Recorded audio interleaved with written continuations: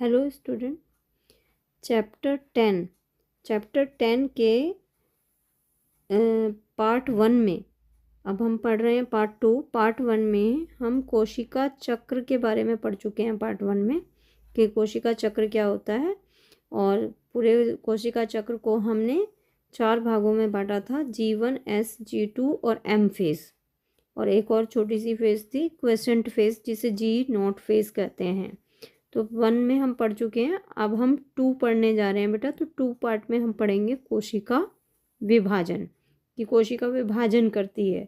तो विभाजन क्या है, जैसे कि हम देख रहे हैं कि कोशिका विभाजन जो है वह प्रक्रिया है जिसमें एक जनक कोशिका 2 या 2 से अधिक संतान कोशिकाएं उत्पन्न करती है। मतलब एक कोशिका से 2 या 2 से अधिक कोशिकाएं उत्पन्न होती हैं। जैसे कि आपने अलिंगी जनन देखा है, अलिंगी जनन, क्योंकि कोशिका विभाजन तो उसमें भी हो रहा है, तो इसको हम रिप्रोडक्शन भी कह सकते हैं, मल्टीप्लिकेशन भी कह सकते हैं, कि कोशिकाएं जो है अपनी मल्टीप्लाई करके गुणन करके वृद्धि कर रही हैं, या फिर वो जनन कर रही हैं, जनन करके विकास कर रही हैं। तो कोशिका विभाजन से जनन और मल्टीप्लिकेशन, दैट मीन्स रिप्रोडक्शन और मल्टीप्लिकेशन दोनों ही होता है। क्योंकि कोशिका विभाजन जो है अगर किसी प्राणी को बढ़ा रहा है, किसी एक नए जीव को जन्म दे रहा है, तो उसको हम रिप्रोडक्शन कह देते हैं। और अगर वो किसी प्राणी को नहीं बना रहा, मतलब उसके किसी भाग को बना रहा है, तो उसको हम मल्टीप्लिकेशन कर देते हैं, कि उसमें वृद्धि कर रहा है। ठीक है। सो इस तरह से हमने 3 तरह के कोशिका विभाजन पढ़े हैं। पहला हमने पढ़ा असूत्रीय विभाजन। असूत्रीय विभाजन जिसमें स्पिंडल फाइबर नहीं बनते हैं, जिनके गुणसूत्र जो हैं वो बटते नहीं हैं, गुणसूत्रों का बंटवारा नहीं होता, केंद्रक जो है वो अपने आप ही 2 भागों में बट जाता है और विभाजित हो जाता है। ऐसा विभाजन कहाँ होता है, जैसे अमीबा है, उसका जो केंद्रक है वो 2 भागों में बढ़ जाता है, ये असूत्रीय विभाजन होता है। याद रखिएगा, इसमें स्पिंडल फाइबर्स नहीं बनते हैं और प्लस इसमें गुणसूत्रों का विभाजन नहीं होता है। दूसरा है समसूत्री विभाजन। समसूत्री विभाजन ऐसी कोशिकाओं में होता है बेटा जो कि सोमैटिक, जिन्हें हम कायिक कोशिका कहते हैं, कायिक कोशिका कहते हैं। कायिक कोशिका कौन सी होती हैं, कायिक कोशिका होती हैं हमारी सोमैटिक सेल, सोमैटिक सेल। तो सोमैटिक सेल्स जो हैं उनमें ये विभाजन होता है। सोमैटिक सेल होती हैं बेटा दैहिक कोशिका, इनको दूसरा वर्ड हम दैहिक कोशिका भी कह सकते हैं। कि समसूत्री विभाजन कायिक कोशिका या सोमैटिक सेल में, मतलब हमारी देही की कोशिका में होता है, जो हमारी देही की जो कोशिका है, जैसे हम जिससे वृद्धि करते हैं, या हमारी जो स्किन की लेयर है वो बन रही है, ये सारी जो विभाजन है इसमें होते हैं। लेकिन छोटे जीवों में हम कहेंगे असूत्रीय विभाजन, असूत्रीय विभाजन हो जाता है, गुणसूत्र नहीं बटते, वैसे हो जाता है। तो अब हम पढ़ने जा रहे हैं बेटा आज समसूत्री विभाजन।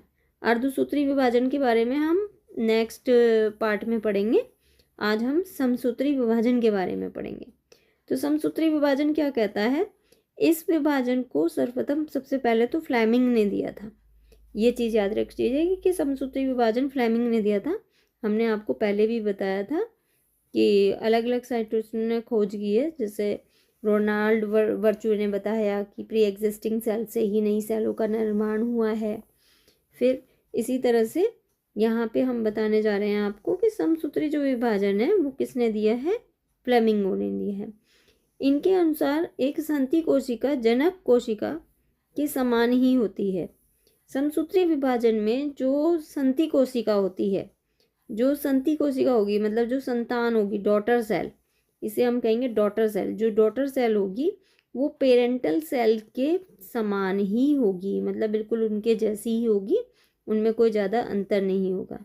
तथा संति कोशिका में गुणसूत्रों की संख्या समान होगी, मतलब जितनी पेरेंटल सेल में, जो पेरेंटल सेल है उसमें जितने गुणसूत्र होंगे उतने ही गुणसूत्र होंगे हमारी संति कोशिका में, डॉटर सेल में।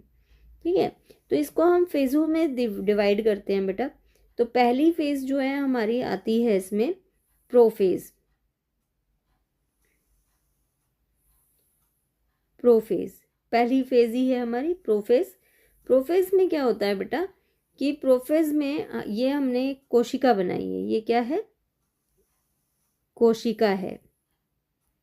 और कैसी कोशिका है, प्लांट कोशिका है। आपको दिख रही है आउटलाइनिंग ग्रीन है तो मतलब प्लांट कोशिका है, एक कोशिका है। और ये है हमारा केंद्रक, केंद्रक। और इसमें ये जो आपको ये धागे जैसी संरचनाएं दिख रही हैं, ये हैं गुणसूत्र, गुणसूत्र। और इनको हम कहते हैं सेंट्रियोल, सेंट्रियोल। और ये है केंद्रिका, जिसे हम न्यूक्लियोलस भी कहते हैं बेटा, केंद्रिका या न्यूक्लियोलस कहते हैं। और ये कोशिका कला है, ये आपको पता ही है। तो इसमें आप प्रोफेज कंडीशन में देखिए, इस प्रोफेज को हम अर्ली प्रोफेज कहेंगे। अर्ली का मीन्स है प्रारंभिक, पूर्व अवस्था,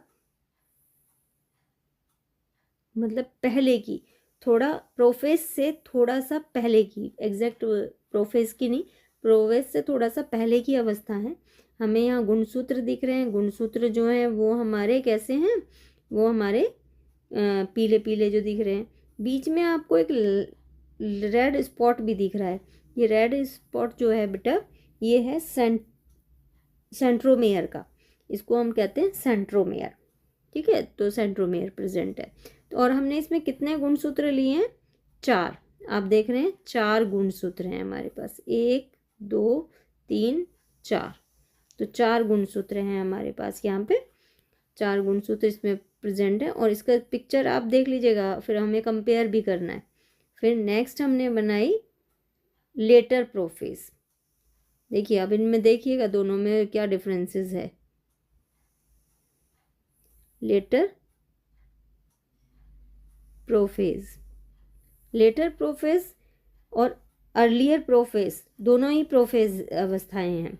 अब दोनों प्रोफेज में आप देखिए, इसमें न्यूक्लियर मेम्ब्रेन जो केंद्रक की कला है वो बिल्कुल पूरी की पूरी बनी हुई है। आप देख रहे हैं कि पूरी की पूरी बनी हुई है। और यहाँ आप देख रहे हैं कि ये टूटी हुई है, ब्रेक हो गई है, तो धीरे धीरे ब्रेक हो गई है। यहाँ पे न्यूक्लियस बड़ा प्रोमिनेंट सा आपको दिखाई दे रहा है, यहाँ पे न्यूक्लियस बहुत छोटा हो गया है। और सेंट्रियोल्स जो हैं वो एक दूसरे से यहाँ पे इतनी दूरी पे हैं, यहाँ पे और ज़्यादा दूरी पे हैं। और सबसे इम्पॉर्टेंट चीज़, जो गुणसूत्र आप देख रहे हैं यहाँ पे, जो गुणसूत्र हैं हमारे वो क्या हो गए हैं, कुछ संघनित हो गए हैं, छोटे हो गए हैं और मोटे हो गए हैं। क्योंकि जब किसी चीज़ को आप ढकी हुई देखते हैं या उसमें से पर्दे हटा के देखते हैं, तो पर्दे हट रहे हैं, ये न्यूक्लियर मेम्ब्रेन हट रही है, तो इससे क्या हो रहा है कि गुणसूत्र हमें और साफ दिख रहे हैं, तो हमें थोड़े मोटे दिखाई दे रहे हैं। तो ये हमारी है प्रोफेज अवस्था। प्रोफेज अवस्था के बाद हम थर्ड अवस्था आती है हमारी, थर्ड नहीं कहेंगे इसको, 2 ही सेकंड ही कहेंगे हम, क्योंकि प्रोफेज एक ही के अंदर आती है। इसको हम कहेंगे मेटाफेज। मेटाफेज, मेटाफेज में ध्यान रखिएगा कि मेटाफेज एक ऐसी अवस्था है जिसमें कि जितने भी गुणसूत्र होते हैं वो इक्वेटर लाइन पे आ जाते हैं।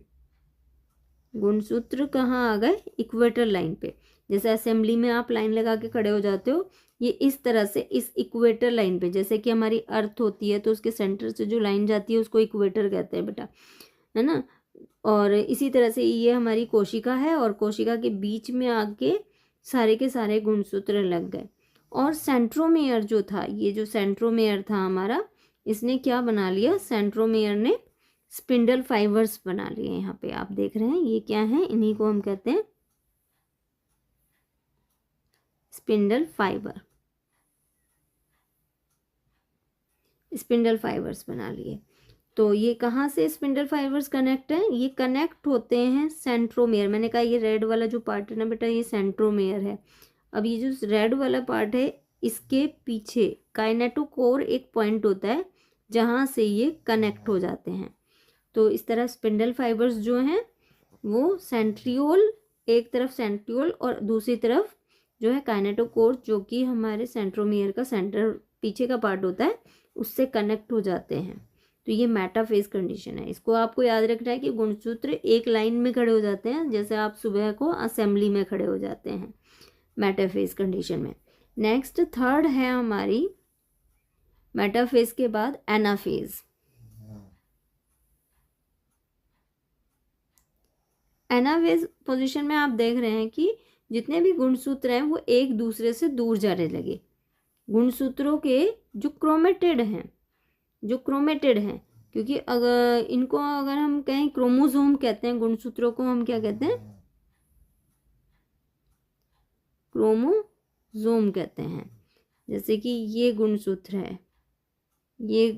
है हमारा, इसको पूरे को हम क्या कहेंगे, इसको पूरे को हम कहेंगे क्रोमोसोम, और इसके एक भाग को हम क्या कहेंगे, क्रोमेटिड कहेंगे। ठीक है, तो क्रोमेटिड होते हैं। अब इसमें क्या जा रहा है, इसमें क्रोमेटिड एक दूसरे से अलग हो रहे हैं, तो क्रोमेटिड को स्पिंडल फाइबर्स ने खींच लिया, एक दूसरे से अलग हो गए। ये किस में हुआ, एनाफेज में। और किस तरह की, देखो ये यू बना रहा है, ये वी बना रहे हैं, ये आई बना रहा है, ये एल बना रहा है।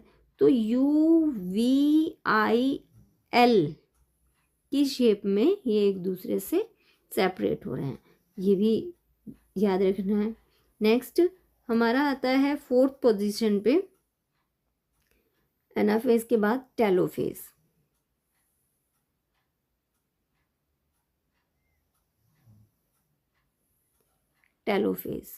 तो टेलोफेज में क्या होता है बेटा, टेलोफेज में ये दोनों तरह के जो हमारे गुणसूत्रों के क्रोमेटिड थे वो अलग अलग पहुंच जाते हैं, और न्यूक्लियर मेम्ब्रेन भी आप देख रहे हैं, न्यूक्लियर मेम्ब्रेन भी बननी स्टार्ट हो जाती है। प्लांट सेल है ये, आउटर पार्ट मैंने इसलिए ग्रीन बनाया है, और जो न्यूक्लियोलस है केंद्रिका वो भी डेवलप होने लगी, और क्रोमेटिड चार मतलब हमने स्टार्टिंग में 4 लिए थे, अगर हमने स्टार्टिंग में देखे हमने कितने लिए थे, 4 लिए थे प्रोफेज अवस्था में।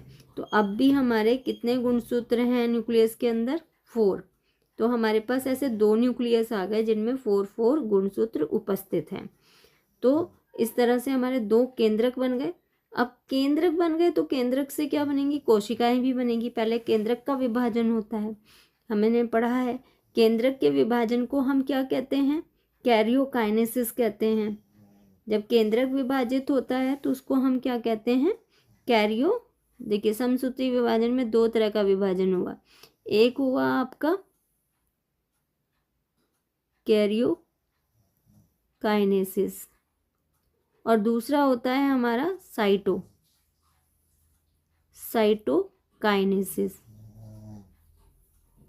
सो कैरियोकाइनेसिस होता है केंद्र का विभाजन, साइटोकाइनेसिस होता है कोशाद्रव्य का विभाजन। ये आपका केंद्र है, पहले केंद्र का विभाजन होगा, और कोशिका के अंदर क्या होता है, कोशाद्रव्य। तो कोशाद्रव्य का जो विभाजन है वो बाद में होता है। तो हमने केंद्र का विभाजन पढ़ लिया कि अर्ली प्रोफेज हुई, लेटर प्रोफेज हुई, और फिर उसके बाद मेटाफेज पे वो इक्वेटर पे एकदम आके बीच में खड़े हो गए लाइन बना के, सुबह की असेंबली की तरह। फिर एनाफेज में वो एक दूसरे से अलग जाने लगे, दूर जाने लगे, UVIL की शेप में। टेलोफेज में उनमें दोबारा से केंद्रक वगैरह बनने लगे, न्यूक्लियोलस बनने लगे, मेम्ब्रेन फॉर्मेशन होने लगी, और हमारे 2 न्यूक्लियस बनने की तैयारी में हो गए। फिर अगर हम साइटोकाइनेसिस पढ़ें, अब हमारा न्यूक्लियस डिवीजन हो गया तो कैरियोकाइनेसिस कंप्लीट हो गया। अब हम क्या करेंगे, साइटोकाइनेसिस पढ़ेंगे। तो साइटोकाइनेसिस का मतलब क्या होता है, अभी बताया है मैंने, कि साइटोप्लाज्म मतलब इसके बाहर जो कोशाद्रव्य है, यहाँ जो कोशाद्रव्य है इसका भी तो विभाजन होगा, केंद्रक का विभाजन तो हो गया। तो ये भी 2 तरह का होता है, एक होता है प्लांट सेल में साइटोकाइनेसिस। तो अभी हम प्लांट सेल का देखते हैं। प्लांट सेल में कैसे होता है बेटा, कि प्लांट सेल में यहाँ पे आप देख रहे हैं एंडोप्लाज्मिक रेटिकुलम, जिसको अंतर्प्रद्रवी जालिका कहते हैं, वो इस तरह से बीच में आ जाती हैं, और ये भित्ति यहाँ से गल जाती है, यहाँ से ये भित्ति जो है ये गल जाती है, जिसकी वजह से ये दोनों जो है कोशिकाएं अलग अलग हो जाती हैं। इस तरह का साइटोकाइनेसिस किस में होता है? प्लांट सेल में होता है। फिर एनिमल सेल की बात करें अगर, एनिमल सेल में, जंतु कोशिका में, एनिमल सेल में देखिए, एनिमल सेल मैंने यहाँ पे बनाई है। एनिमल सेल में क्या बनती है बेटा? खांच बनती है। जैसे आप देख रहे हो यहाँ पे खांच बनी, ये खांच धीरे धीरे क्या होती है? बढ़ती चली जाती है, अंदर की तरफ बढ़ती चली जाएगी। और इस तरह से जब बढ़ती चली जाएगी तो ये यहाँ से ये अलग से बन जाएगी और ये अलग, तो ये दोनों ही अलग अलग कोशिकाएं बन जाएंगी। तो इस प्लांट सेल में एंडोप्लाज्मिक रेटिकुलम की हेल्प से यहाँ पे एक वॉल बन जाती है और दो कोशिकाओं का विभाजन हो जाता है। केंद्र का विभाजन तो पहले ही हो चुका है, कैरियोकाइनेसिस पहले ही हो चुका है, लेकिन कोशिकाओं का विभाजन हो जाता है। इसी तरह से एनिमल सेल में क्या होता है? इसमें खांच बनना स्टार्ट होती है, दोनों तरफ खांच बनती है और खांच बन के एक दूसरे से मिल जाती है। और जब मिल जाती है तो ऊपर एक अलग कोशिका और नीचे एक अलग कोशिका बन जाती है। सो आज के लिए इतना ही बहुत है बेटा।